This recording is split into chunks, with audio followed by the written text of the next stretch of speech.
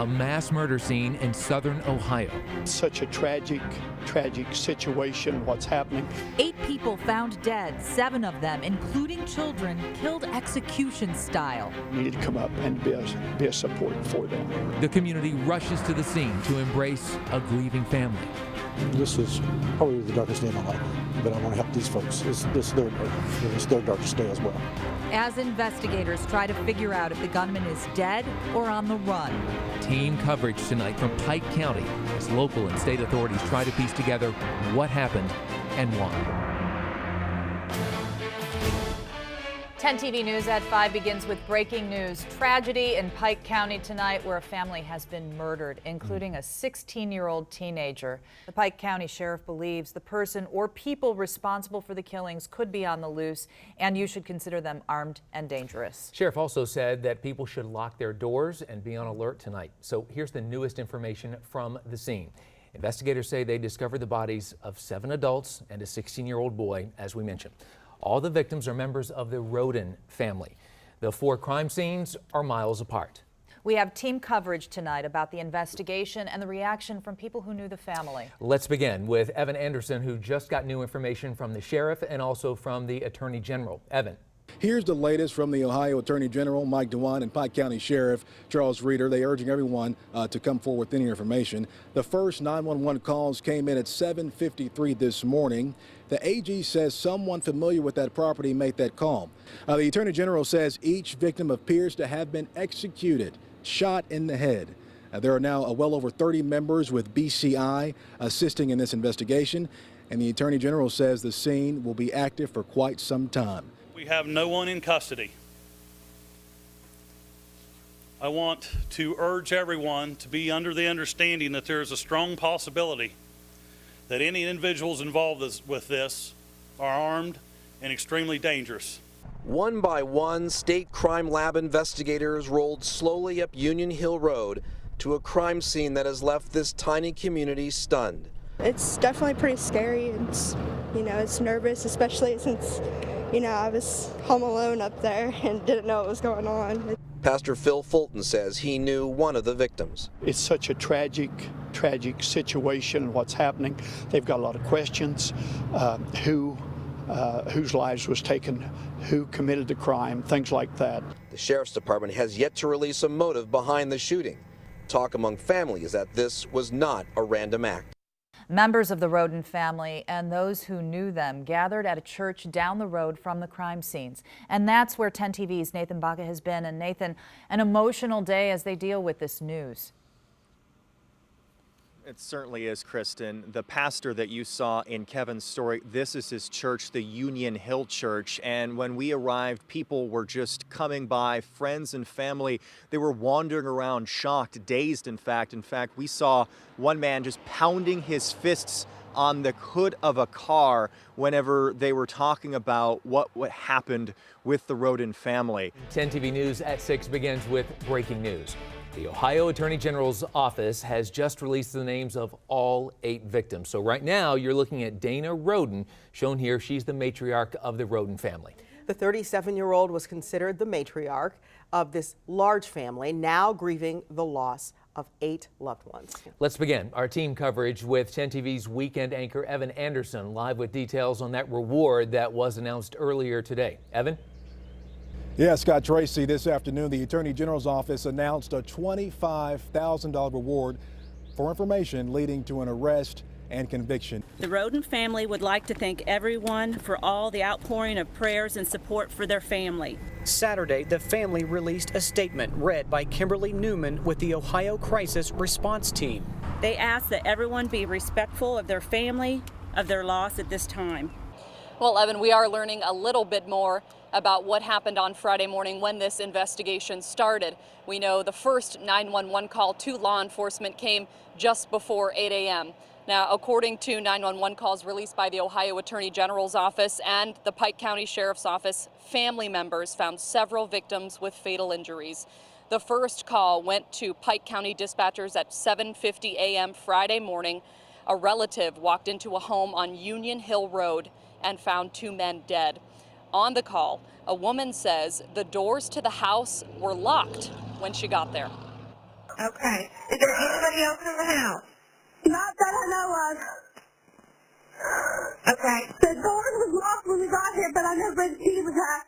And I went in and hit her laying on the floor.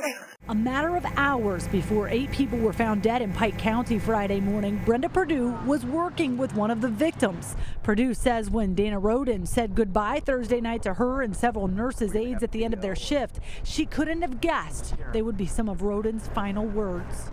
Yeah, my girls asked her if she would be back the next day because they really liked her. She did a very good job with the students. Well, we now know there was marijuana grow operations at 3 of the 4 crime scenes.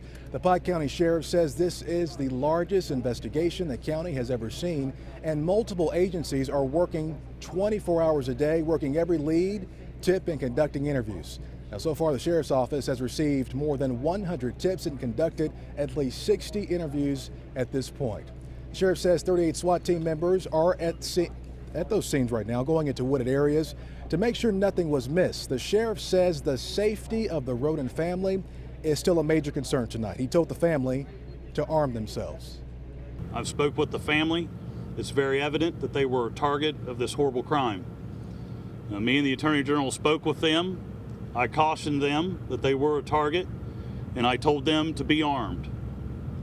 For the other citizens of this county, I don't believe that there is an issue. But we begin our top story coverage with Bryant Somerville, who spoke exclusively with the surviving family. Bryant. Well, Evan, for the first time right here on 10 TV, a relative of the Roden family is speaking. Earlier today, I sat down with a man and he talked with me about losing 8 family members and how his family now trying to cope. Scary, I mean, don't know, what happened, and I don't know why it would have happened, you know what I mean? This man is a relative of the 8 Roden family members who were found murdered Friday. We have kept his identity concealed for his own safety. It made me upset, and then I'm kind of freaked out about it. He says he and his family are worried that someone It's been scary and been on high alert. Is hunting the Roden name. That's what it feels like, you know what I mean?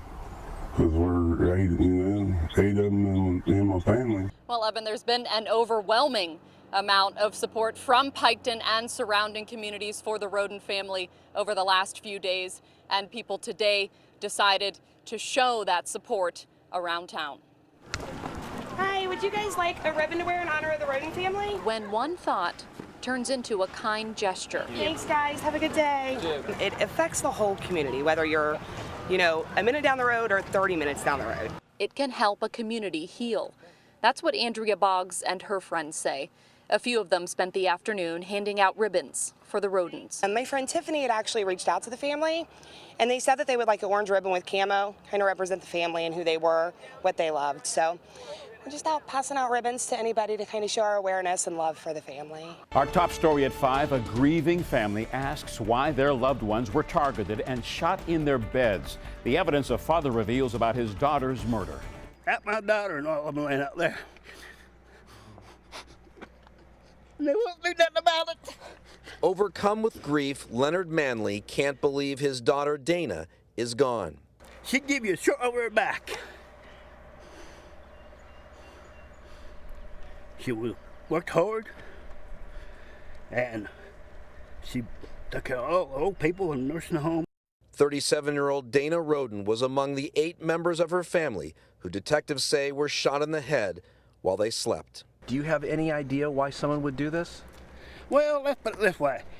I think, I ain't gonna say. He says the killer or killers had to have known the family.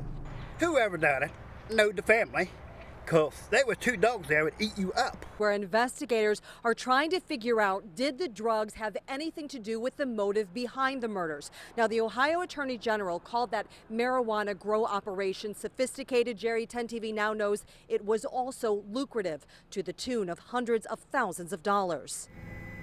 The Pike County prosecutor confirms investigators discovered hundreds of marijuana plants growing inside a gray pole barn. Chopper 10 flew over the victim's properties and found this barn matching the description and searched overhead for evidence of 2 marijuana crops prosecutors say were found growing outdoors.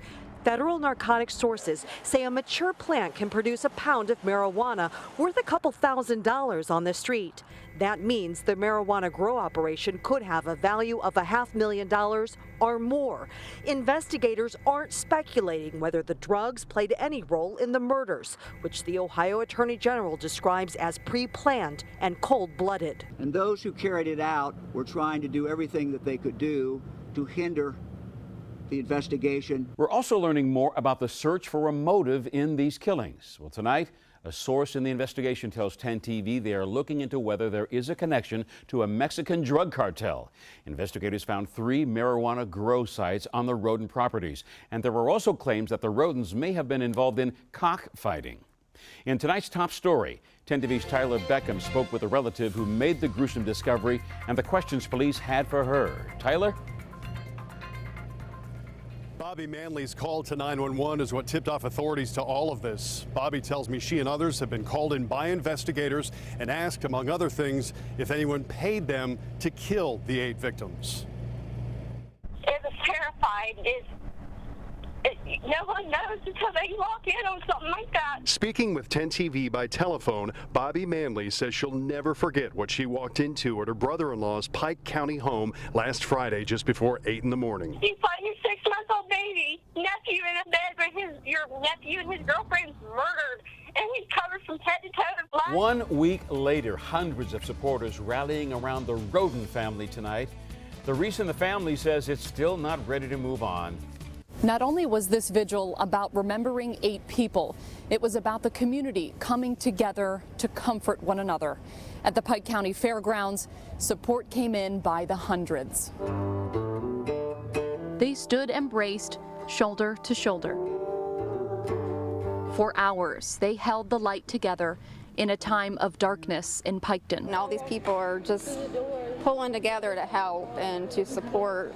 We're all supporting one another. Hundreds of people dressed in orange made their way to the Pike County Fairgrounds to say a prayer. The prayers and love that has been shown to our family is simply amazing. And just be there for the Roden family. This is a loving community, and they show no respect for our family. And I respect that. At a community candlelight vigil, there were hugs and tears, words of thanks and kindness. If you've got a friend and he comes up and hugs you, that's the greatest thing in the world. Balloons with handwritten messages filled the sky to say goodbye to 8 people loved by their community. It's overwhelming, but we're blessed to live here in Pike County. Pictures taken inside of where Dana Roden once lived paint a happy picture of a family excited about their newly decorated mobile home. Dana Roden captioning one, "My new home coming together day by day."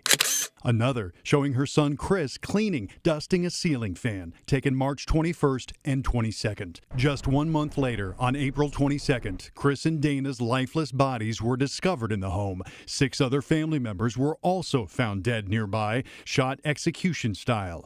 8 bodies in 4 Roden homes that are now crime scenes. No, everything about this case seems to be different. It's not just the gruesome killing. Ohio Attorney General Mike DeWine says some investigative steps are also uncommon. Like today, when DeWine's office orchestrated a tedious haul-off of the mobile homes where the Rodens lived and died. This chemical processing facility is now a temporary BCI command center that's been set up, and 3 of the 4 Roden mobile homes were brought here today. In fact, they're in the warehouse here to your right. DeWine says tomorrow the 4th and largest, more difficult mobile home to move will be brought here. It's where Dana Roden lived. Every day we wake up and we're focused on, finding out who did this. And it's not just finding out who did it. We want to be able to have a case that we can prosecute in court. DeWine tells me the massive move protects the integrity of the crime scenes. Detectives are completing the painstaking task of moving all 4 crime scenes where 8 members of the Roden family were shot to death 3 weeks ago. 10 TV's Bryant Somerville is live in Chopper 10 tonight to show us how they got the 4th and final home out. Bryant? Well, Jerry, I want to give you a live look right now. My photographer, Scott Dolan, can give you an aerial view of just what we are seeing right now. That 4th mobile home, which was believed to have been owned by Dana Roden, was brought here. They just managed to get it in there. We want to pass along the hotline number once again. If you have any tips on this investigation, here's the number to call. 1-855-BCI, Ohio.